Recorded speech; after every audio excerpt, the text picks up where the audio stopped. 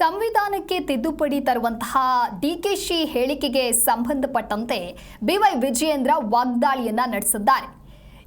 ಚುನಾವಣೆ ವೇಳೆ ಬಿಜೆಪಿ ವಿರುದ್ಧ ಅಪಪ್ರಚಾರ ಮಾಡಿದ್ರು. ಬಿಜೆಪಿ ಅಧಿಕಾರಕ್ಕೆ ಬಂದ್ರೆ ಸಂವಿಧಾನ ಬದಲಾವಣೆ ಎಂದಿದ್ರು. ಡಿಕೆಶಿ ಹೇಳಿಕೆಯಿಂದ ಇವರ ಬಂಡವಾಳ ಬಯಲಾಗಿದೆ.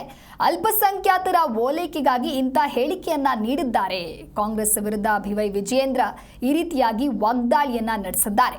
ಇನ್ನು ಅಂಬೇಡ್ಕರ್ಗೆ ಎಷ್ಟು ಗೌರವ ಕೊಡ್ತಾರೆ ಅಂತ ಗೊತ್ತಾಗಿದೆ.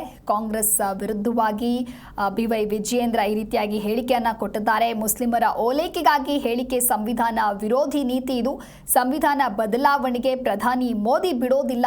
ಇದು ರಾಹುಲ್ ಸಿದ್ದರಾಮಯ್ಯ ಮನಸ್ಥಿತಿಯ ಹೇಳಿಕೆ ಅನ್ನೋದಾಗಿ ತಿಳಿಸಿದ್ದಾರೆ. ಈ ರೀತಿ ಸಂವಿಧಾನವನ್ನ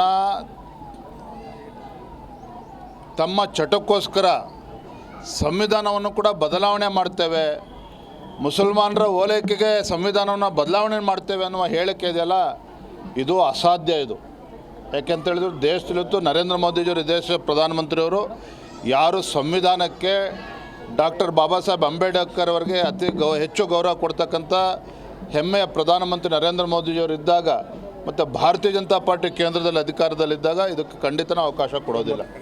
ಇವರ ಹೇಳಿಕೆಯಿಂದನೇ ಗೊತ್ತಾಗ್ತದೆ ಯಾರು ಹುಚ್ಚರು ಇದ್ದಾರೆ ಅಂತೇಳಿ.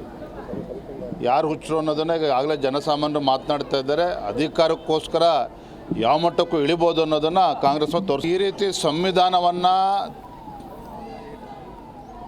ತಮ್ಮ ಚಟಕ್ಕೋಸ್ಕರ ಸಂವಿಧಾನವನ್ನು ಕೂಡ ಬದಲಾವಣೆ ಮಾಡ್ತೇವೆ. ಜಿ ಕನ್ನಡ ನ್ಯೂಸ್ ಈಗ ನಿಮ್ಮ ಮನೆಯಲ್ಲೇ ನೋಡಿ. ಎಲ್ಲ ಕೇಬಲ್ಗಳಲ್ಲಿ ಈಗ ಲಭ್ಯ.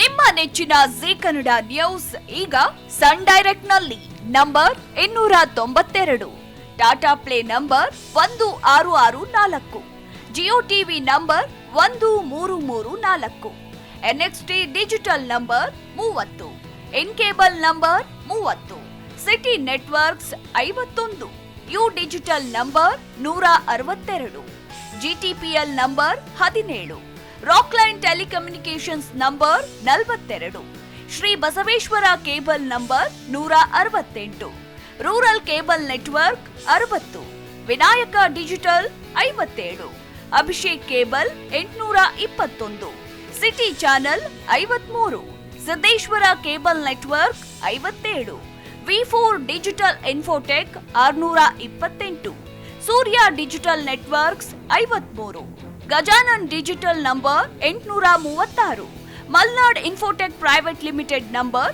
56, Metrocast number 830, victory digital number 167ರಲ್ಲಿ ನೋಡಿ ಆನಂದಿಸಿ.